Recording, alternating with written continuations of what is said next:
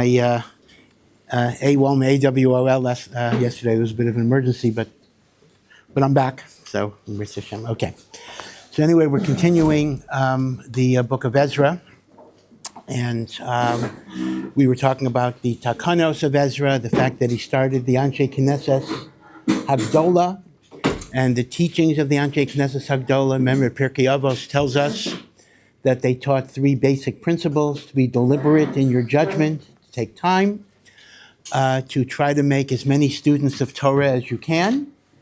And the third is to make a fence around the Torah, which is both the communal responsibility of Chazal and in our own individual lives, not to get too close to red lines, because Chas v'Shalom we might violate them. So Asusi Yag L'Torah is both the philosophy of Chazal in making gezeros and an individual philosophy in a person's own avodas Hashem. By the way, they say b'shem Rav Chaim Volozhiner, although I have not found it in the Ruach Chaim itself, so I don't know where they got it from, that he gives a beautiful pshat in the statement Hemidu Talmidim Harbe, which is normally translated as trying to have as many Talmidim as you can.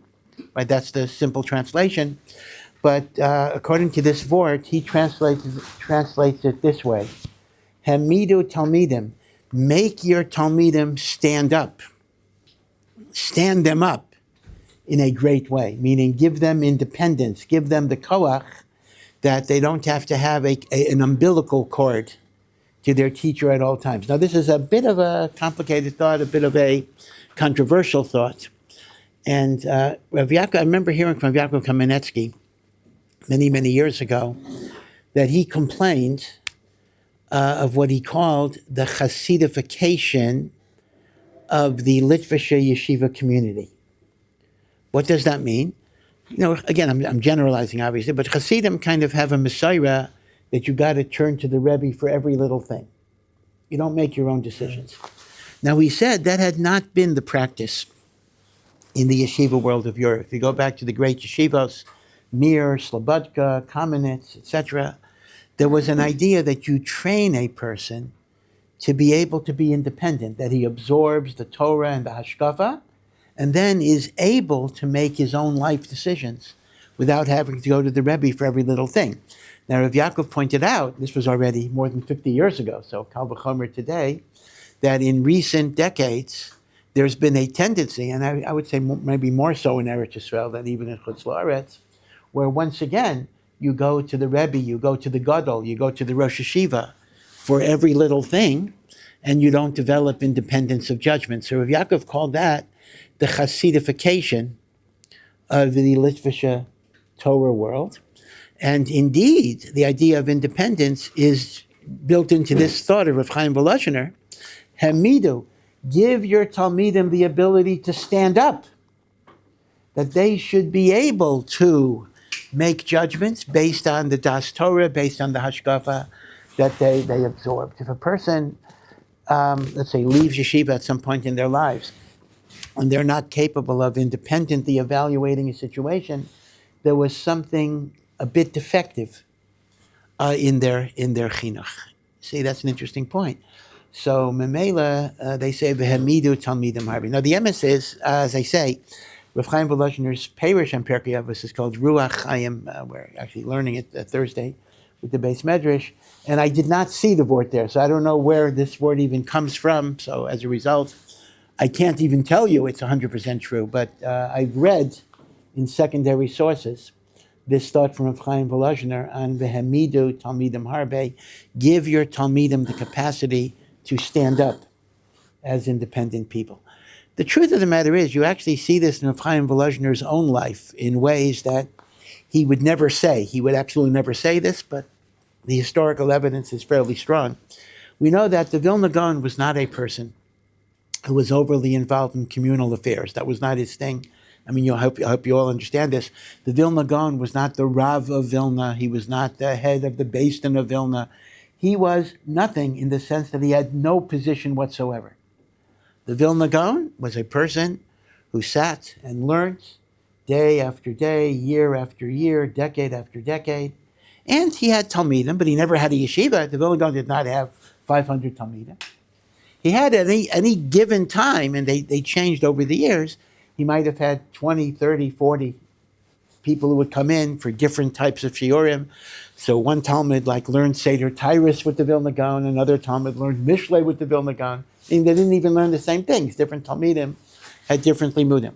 So the Vilna Gaon was not a person who was involved in the tzibor. The Vilna Gaon was involved with his learning, with his writing, and with the individual Talmidim that he would work with. Although they do say an interesting thing, that in his first years in Vilna, the Vilna Gaon wanted to be miyased different shiurim for balabatim in relatively simple subjects.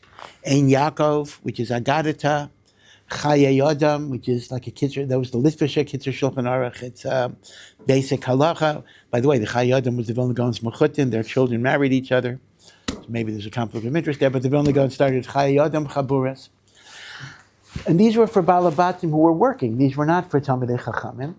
But it's recorded, imagine this, that he always gave the first shir. That in order to be mechabed these new chaburas, these new shiurim, he did give the first shir. So of course, as you would imagine, if the Vilna Gaon was going to give a shir in Chaye Adam, even the greatest Talmidei Chachamim of Vilna would come to hear that shir. So the Vilna Gaon, b'derech klal, was not involved in the tzibor, but the rare exception was he was involved in his opposition to Hasidus. That when the Hasidic movement began to grow, the Vilna Gaon did issue bans and charamim against early Hasidus. Exactly why? What exactly was his main problem? Well, there's a whole bunch of problems, issues, concerns that the Vilna Gaon had. One of the concerns was, on one hand, the Baal Shem Tov is teaching every yid is precious, every yid is beautiful, every yid is loved. I mean, who's going to argue with that? That's good stuff. But the Vilna Gaon saw in that an undercurrent, that learning was not so important, and a Talmid Chacham is no better than anybody else. And the Vilna Gaon was very much chayshesh that there would be a bizayon of kavod HaTorah, and limud HaTorah, even more important. That was one issue. Another issue was that since Hasidus emphasized what you might call the penimius of Avodah, meaning the feelings that you have, the Avas Hashem, the Yiras Hashem. So, which is also, who's going to be against that? That's very important. Of course it's very important. But as a result, there may have been a dereliction in keeping the details of halacha. Meaning, it doesn't make a difference if you daven bisman or not bisman. The most important thing is your kavanah. So the Vilna Gaon saw this as potentially dangerous movements. To use a highfalutin word, he saw what might be called the antinomian tendencies of early Hasidus. Antinomian just means not following exact laws, the laws are not important, the halachas are not important. So whatever the reason, the Vilna Gaon was very, very strong. He did sign a ban against Hasidus and a lot of their practices. It is said that the Baal HaTanya was sent to try to talk to the Vilna Gaon, which mitzad Hasidus was a very wise choice, because of all of the early Hasidic leaders, the Baal HaTanya was the greatest master of Shas and Poskim. So as a result, he would be the best candidate to kind of talk to the Gra, because he was the one that was most attuned to all of the pratim of halacha. And the story goes, the Vilna Gaon refused to see him, etc. It's a complicated issue, exactly. People still debate exactly. And then there's another issue, which I don't even want to get into, which is really a Kabbalistic issue, which may have been the most important issue of the Gra's opposition, and that is the idea of tzimtzum. Tzimtzum, and I'm digressing here, but tzimtzum literally means contraction or shrinking, and it's based on a musag of the Arizal, in which the Arizal raises the question, if Hashem is everywhere, then how can I exist? How can this table exist? I mean, Hashem is here. So what do you say about that? So the Arizal says, in order for there to be creation, God had to create a void. God had to withdraw into himself, creating a vacuum. And within the vacuum, he is then able to create physicality, because Hashem withdrew from that makam. That's the word simsum. He withdrew into himself.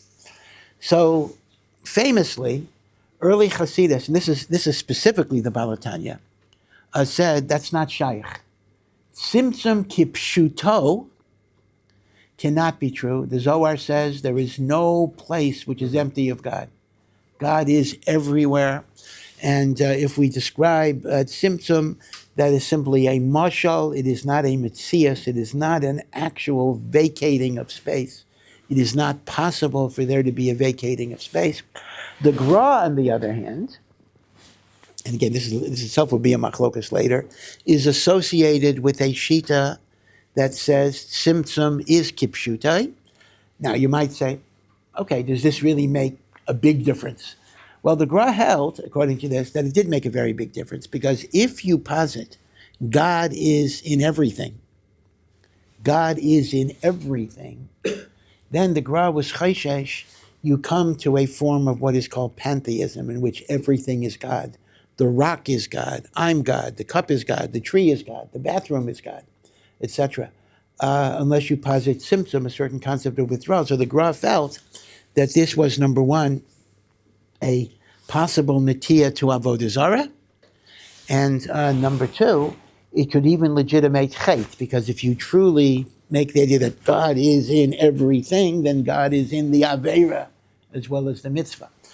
Now, the truth of the matter is there's a huge machlokas over hundreds and hundreds of years after this, whether the Gra and the Balatanya are truly arguing, or they're referring to different aspects. I mean, the funny thing is that the Nefesh HaChaim, written by Rav Chaim Volozhiner, seems very much closer to the Balatanya's definition of Simsum than to the Gra's definition of Simsum, so the Bavitcher Rebbe liked to say that Rav Chaim Volozhiner was convinced by Tanya, which was printed first. It's more plausible that he understood the Gra that way as well, as opposed to saying he's arguing with the Gra. It's a huge machlokas.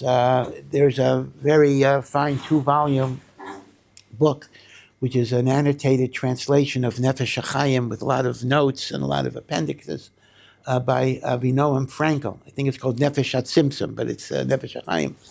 And he tries to show that the Gra and the Balatanya essentially had the same shita, and it's only the Golus that made people think there was a difference. Okay, I think he overstates the case.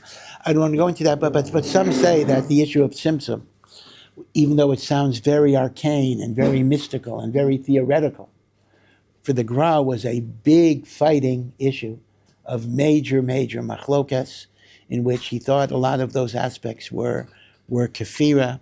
Again, it's ein kan mekaimai laharich bazeh. But the point I'm making is simply the idea that the Gra was miyaches to Chasidus with richuk. He distanced them, he excommunicated.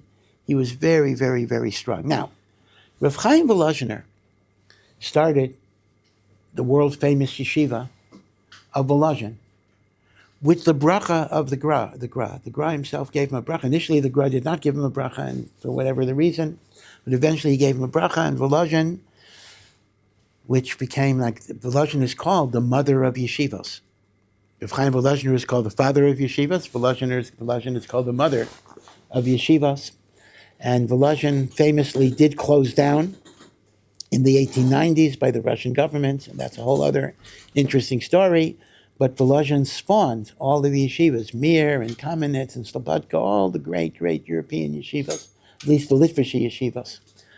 Come from Volozhin, the Rosh Yeshiva from Rav Chaim Soloveitchik, before he was the Rav of Brisk, was the young Rosh Yeshiva in Volozhin. He was young. In fact, Rav Chaim's father, Beis Halevi, before he was the Rav of Brisk, had been the Rav of had been a Maggid Shiur in Volozhin for a short while. Just amazing. By the way, for a time, the glory years of Volozhin were after Rav Chaim Volozhiner died, when you had the Nitziv, Rav Naphtali Tzvi Yehuda Berlin, who was Rosh Yeshiva for more than 50 years till the yeshiva closed down. And the last 12 years, his co-Rosh Yeshiva was the young Rav Chaim Soloveitchik, who married the Nitziv's granddaughter. And those were the glory years. And they had a very strange way of running a shiur. They both taught the same shiur, and they alternated days. Can you imagine that? Imagine if you had one. You had two Gemara Rebbes. One did it Sunday, Tuesday, Thursday. One did it Monday, Wednesday, Friday. So they had to keep up with each other. And in Volozhin, the official Seder was not Yeshiva Shemasechtas, like 7, whatever it is. It was Shas. Shas over 11 years. So Brachos, Tanida, and the Rosh Yeshivas alternated their Shiurim.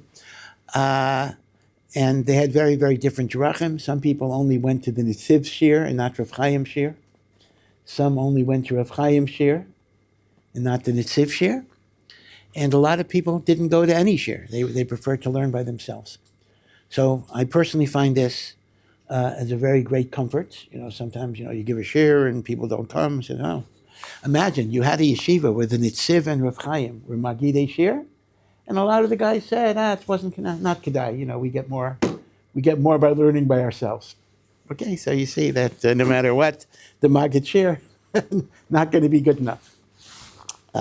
For people, but be it as it may, the point I'm making, I'm digressing quite a lot here, but it's good for you to know this stuff, is that Rav Chaim of Volozhiner's relationship to Chasidus was very, very, very different than the Gra.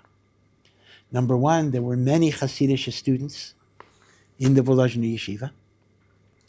Number two, on the cherem that the Vilna Gaon issued against Chasidus, Rav Chaim Volozhiner was already the Rav of Volozhin. He already was a recognized Gadol. Many Gedolim signed on that cherem, and Rav Chaim Volozhiner did not. He did not. And it's very perplexing. How could the Talmud Muvak of the Gra not sign on the cherem? So the official explanation that Rav Chaim himself gave was, it would be a chutzpah on his part to sign a cherem of the Vilna Gaon, because that would imply that somehow the Vilna Gaon needed his haskama, so he was not going to sign on the cherem because the Vilna Gaon doesn't need his haskama. That's the official explanation. Maybe I don't have the right to say it, but Lanias Daiti, and given the fact that he accepted Hasidim in Volozhin, I think the real explanation is that he differed with his Rebbe on that particular point. Philosophically, he's kind of in sync, because the whole Shar Aleph of Nefesh HaChaim, where he talks about the Iker is doing a mitzvah kahalacha, is really a refutation of the Hasidic thing that the main thing is Panemius. Although in Simtzum, he seems to be noita towards the Balatanya a little bit. And in his Gisha generally, there were no excommunications, there were no criticisms, there were no harsh words. He had a different shita. And he held it was permitted for him to have a different shita. In fact, that's part of what he learned from the Gra himself. The Gra said, if a person is a Gadol B'Torah who is capable of independent judgment, he is mechuyev to independently exercise his psak, even keneged his Rebbe, as long as he does so b'derech kavod. So in a sense, this was a very long digression for this point. Essentially, this word hamidu talmidim harbe, which I mentioned, Rav Chaim Volozhiner said, give your talmidim the capacity to be independent, I think was exemplified in Rav Chaim Volozhiner's own life, in which he indeed took an independent stance, even against the Gra, although always with extreme kavod. I mean, he never would say the words he's cholek on the Gra, but he just lemaisa, he just did things that were cholek on the Gra, because he held it was a different type of sheet. Now again, there are other terutzim. We could say, well, you had to kind of change that position because there was a bigger enemy. Meaning, yeah, you could fight Chasidus, but then you had Haskalah. Haskalah was a much greater danger than Chasidus, and therefore you needed to bring together Misnagdim and Chasidim in order to combat the Haskalah. Okay, that could be also. That, in other words, a time changes and a certain response, which may have been right for a certain time, may not be right at a later time. Okay, again, there are different ways of doing this as a complex phenomenon, but it is clear that Rav Chaim Volozhiner did exercise a certain independence. They also say that Rav Chaim Volozhiner's son, who became Rosh Yeshiva after Rav Chaim, and he was the Nitziv's father-in-law, Rav Yitzchak of Volozhin, right, called Rav Yitzchak, was also a very eclectic person. He had two interests besides regular Torah. One interest was he loved Hasidic Sfarim. So they say there were many Hasidic Sfarim in his library. And the other is he had a big attraction to medicine. He was thinking of going to medical school. And Rav Chaim Volozhiner is reputed to have said, I had to start a yeshiva to keep my son out of medical school. So Baruch Hashem, Baruch Hashem, I was matzliach. Even if I had no other talmidim other than keeping my son in yeshiva, that would have been kedai to establish. So, but you see, the Yitzchak Volozhin himself had many Sifrei Chasidus that he learned. So independence is a good quality, but again, you have to balance it like everything else. So on one hand, we have this word, which again I have not seen inside, Hamidu Talmidim Harbe, give your Talmidim the koach to stand up and be independent. On the other hand, we have another teaching in Pirkei Avos, Aseh HaRav, that you have to have a Rebbe. You have to have a Rebbe. And that's at any age. At any age, one has to have a Rebbe. So it's an interesting balance, right? There's Aseh HaRav, but through the kesher of the Rav, you should be able to figure things out yourself. I've said this story many times, so forgive me if I'm sure many of you might have heard it already, but I was zocher to have one conversation with Rav Yaakov Kamenetsky.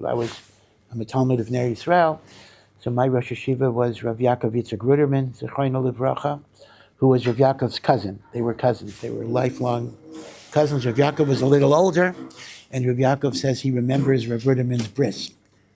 Anyway, when I had a certain issue in life, my Rosh Yeshiva wanted me to speak to Rav Yaakov Kamenetsky, and who was living in Monsey then. So I went up to Monsey, etc., and and Rav Yaakov gave me 3 hours of his time. It was unbelievable. Like today, you go to a gadol, you get 2 minutes or whatever it would be, and then they push you out. There, he gave me all the time in the world, unbelievable. He wanted to make a bed for me. He said, you came from Baltimore, maybe you want to take a nap. His Rebbitzin wasn't there. He was going to make lunch for me. I said, I asked him not to. But a person who had many, many responsibilities, people all over the world were having shilas all the time, but when he talked to you, you had the impression he had nothing else to do with his time. Just to talk. And we were talking about different issues, about future, about going to law school, going to college, different types of things. And the one thing I remember so much is we talked a long time about everything, but he never gave me an answer, yes or no. He said, I'm not going to give you a yes or no. You have to decide yes or no, but I want to be sure that you understand all of the factors that you have to consider. Did you think of this? Did you think of this? Did you think of this? Did you think of this? And he said his role as a miyayetz, his role as a rebbe, his role as a Rosh Yeshiva, is to be sure that his talmidim have all of the guidance they need to understand what factors they have to consider in making the decision, but they have to own it, to use a modern phrase. They have to take responsibility. They have to make their decision. They should not expect someone else, even a Rebbe, even a Gadol, to make the decision for them. A very remarkable statement, and it mamish is the Litvische tradition, and this is Rav Yaakov Lashitasa. He said it at a different time, that he decried the Hasidification of the Litvische Torah world, because that's not the way a person spiritually grows. So how you balance it with a Sefer HaRav is going to be a difficult issue. Of course, you go to a Rebbe, you ask for eitzos and the like, but you ultimately have to make your own decision. Now, it depends on the age, of course. I mean, we're not talking about a 10-year-old, you've got to make your own decision. I mean, there are times in which decisions are imposed on people. But at some point, you have to make your own decision. Something that we don't always appreciate today. Yeah. How does it drop the Das Torah, and also At some point, are there some questions that you should leave for HaRav? Well, again, some people. Well, part of what, again, without getting too politically incorrect, part of what Rav Yaakov was criticizing was the use of Das Torah to micromanage individual decisions, and indeed he said that it was not used always in a proper way. And indeed, Gedolim like Rav Moshe, like Rav Yaakov, like my own Rosh Yeshiva, they tended to basically say, you have to decide, you have to balance it. Training you in Das Torah, essentially? The what? Fair to say that they're training you in That's it. Yes. In fact, the emes is, even the Balatanya was that way too. It's very interesting to take that's why maybe the Balatanya was a Litvak, actually. The Balatanya was a Litvish Chabad was a Litvish Chasidus, in which the Balatanya himself talked a lot about independent judgment. Like somebody once complained to the Balatanya, he says, oh, the Hasidim of this Rebbe, they sit with the Rebbe and they see a fire coming from the Rebbe that inspires them. And the Balatanya said, I want to light a fire in you and not have a fire coming from outside of you. The Balatanya himself said that idea, that you develop a Das Torah. But in terms of when you go to a Rebbe, there are going to be times in life in which you're genuinely confused. You think it out. Now, you don't go to a Rebbe as an excuse for thinking things out. But after you think things out, you then see, I have to go to somebody higher, whatever it is, somebody more authoritative. Yeah. I also, my understanding was not just Hasidus, but they had a problem with Musar, which was interesting because Problem with Musar. Musar, yeah. Yeah, the Gemara, said he would crawl on his hands and knees to see them call. And Yeah. This 11 chapters of Hasidus Charm. Yeah. With the you look at the Nefesh HaChaim because people are reading too much mustard, Yeah. He went to all these Hasidic places. There wasn't a single shas. Right, there was no shas, right, he talked about that, yeah. It's interesting. The legend, I think in the end they had a mustard. Yeah, it's a funny thing. They say there was a tekufa in Volozhin where you weren't allowed to learn Nefesh HaChaim because it was a Musar book. They didn't want to learn Musar. And the other end, okay, but that's a complicated thing because what happened basically was Volozhin produced many Gedolim, of course, but Volozhin also produced many intellectuals who went off the derech. And the Brisker Rav, who was a child when Volozhin was closed, his father Rav Chaim was junior Rosh Yeshiva, the Brisker Rav was I think 11 or 12 when Volozhin was closed. He said that maybe it was Min HaShamayim that Volozhin was closed. We needed yeshivas like Slobodka and Mir that emphasized Musar, because otherwise Haskalah was too much of a danger. So the truth is, there was kind of a retroactive adjustment of the need for Musar. Volozhin had a little Musar, but it never really took off. Volozhin or Talmidim, many of them were Gedolim. Volozhin was not like a yeshiva that an average guy walked into. But Gedolim come in different varieties. You have Gedolei Torah, you have Gedolim in science, and you have Gedolim in philosophy. So there were quite a few people in Volozhin who became either Maskilim or Kofrim or the like. And some attribute it to the lack of an emphasis on Musar and that type of hadracha. So it's complicated. To this very day, there's a whole debate exactly why did Volozhin close down. The traditional yeshivish account was that the Russian government demanded the introduction of some secular studies. And the Nitziv famously said, better to close the yeshiva than to have secular studies. That's the Makubal Dika message in the yeshiva world. Others say that's not correct. The problem was the Russian government was demanding 4 or 5 hours of secular studies in the afternoon, and the yeshiva would be closed at night for made-up health reasons. That already is a very different story. The Nitziv was not against an hour or two of secular studies. Big machlokas. Others say that Volozhin was closed down because too many Talmidim were involved in revolutionary activities against the Tsar, so it got closed down for political reasons.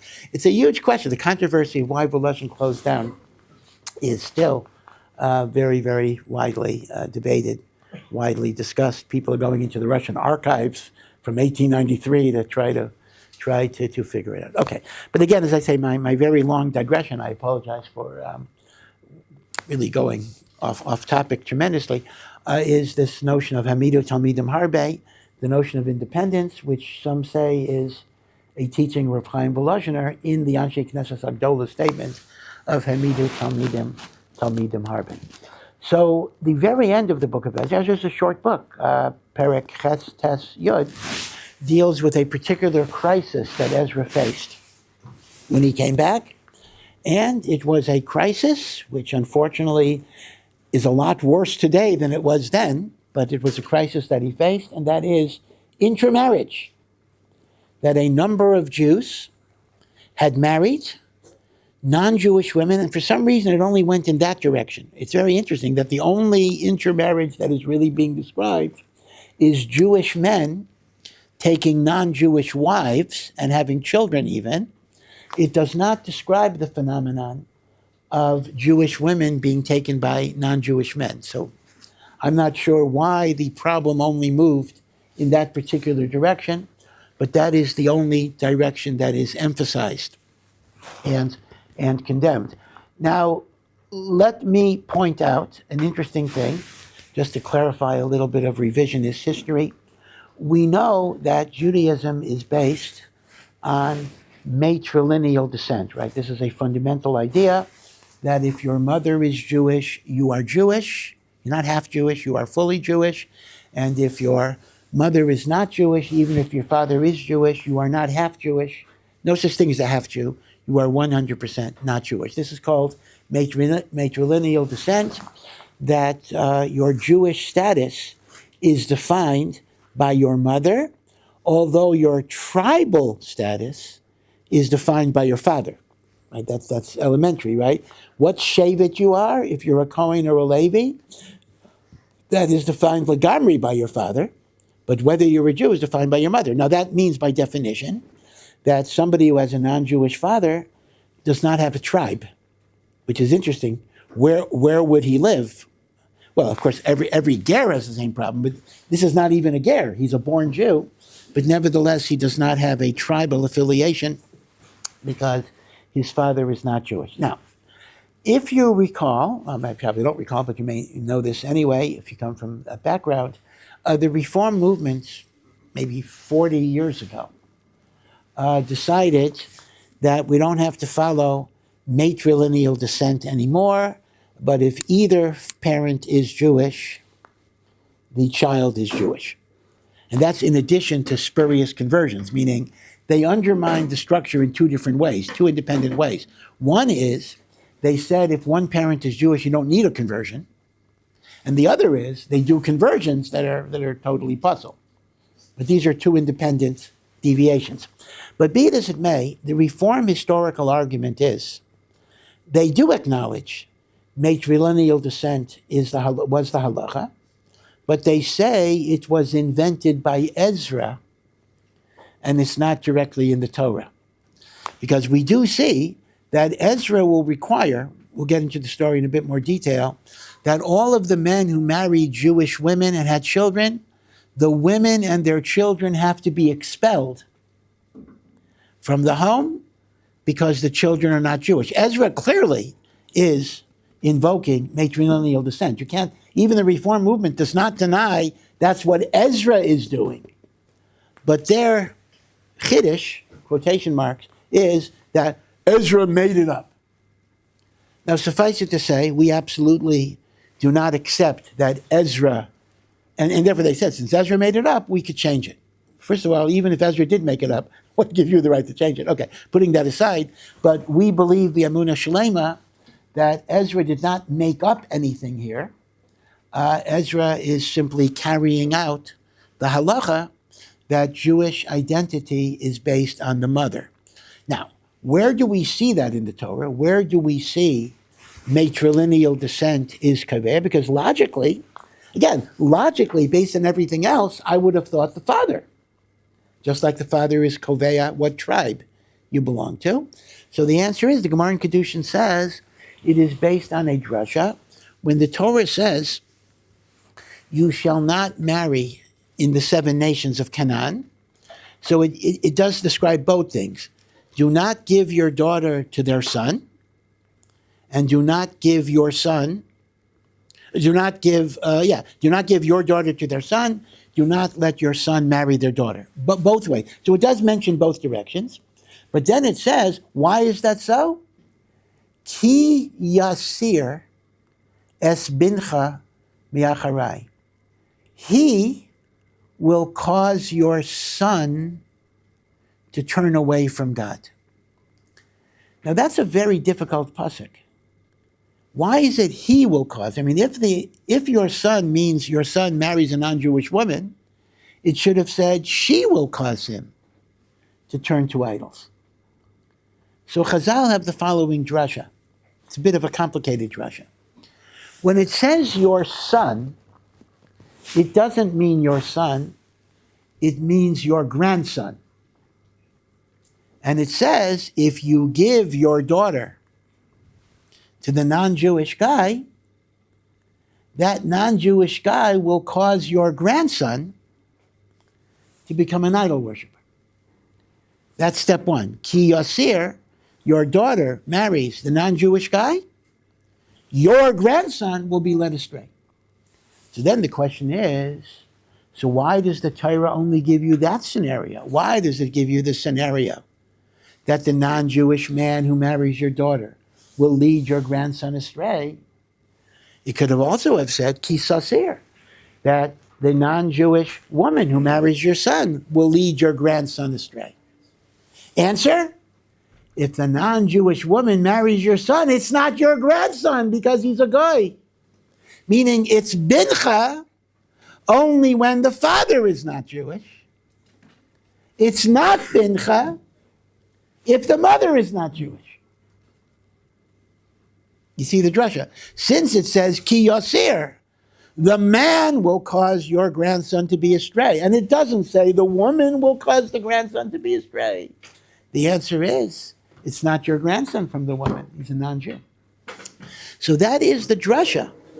That is the drasha of matrilineal descent.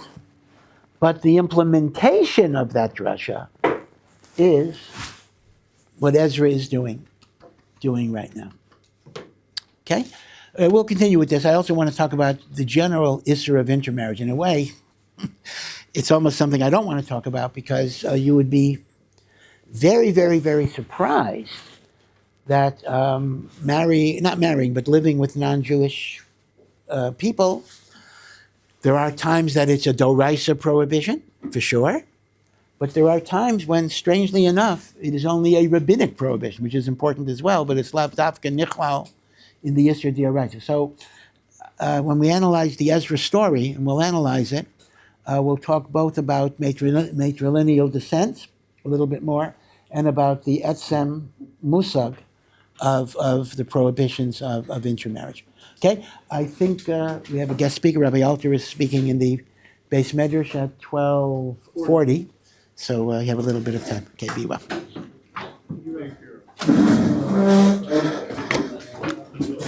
Thank you for listening to this Ohr Somayach production. To find out more and to partner in our mission, please visit ohr.edu.